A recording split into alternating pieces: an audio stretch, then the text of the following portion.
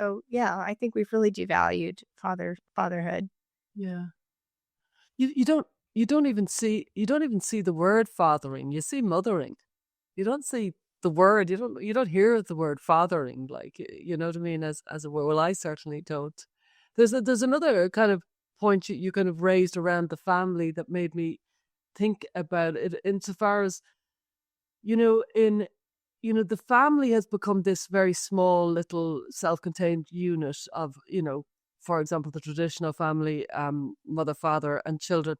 And then when it Mm. breaks, it's so fragile because there isn't the intergenerational, there isn't the extended family. So when it breaks, it's seismic because it was so small and so kind of enmeshed and dependent on itself. And I was saying to you before we started recording, in Ireland, they wrote the Constitution in Ireland about, I suppose, about 100 years ago, and it was always considered very old-fashioned because there was a hell of a lot of emphasis on the family in our Constitution in Ireland. But actually, it's written in the Irish language, and it uses the word Tailloch, and Tailloch doesn't actually mean family. It can be translated as family, but it actually means the household. And in Ireland, especially, there would have been a lot of, let's say, mother-in-law. The granny would have lived with you, and you know what I mean. Grandad would come over, and the auntie or the uncle would often live with you. And it's a kind of a nice concept, and I'd love, uh, for a culture, I would love us to move beyond that kind of intensive parents and children family, because I think it's too fragile. I think it's too intensive.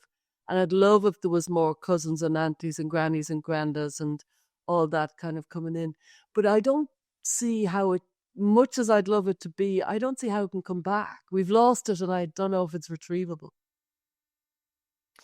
Yeah, I mean, it's I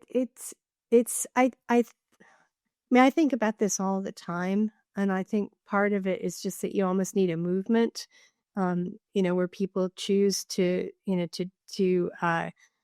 kind of re-examine this tradition that we had of family and to revive it. And I know that there are people out there. There is more talk of extended families, and and of course grandparents. Of course, part of that can also be intensive parenting, because the parents never want to let go. So they want to, but I think that, there comes a certain point where, it doesn't matter why you do something, the cumulative effect is a positive one.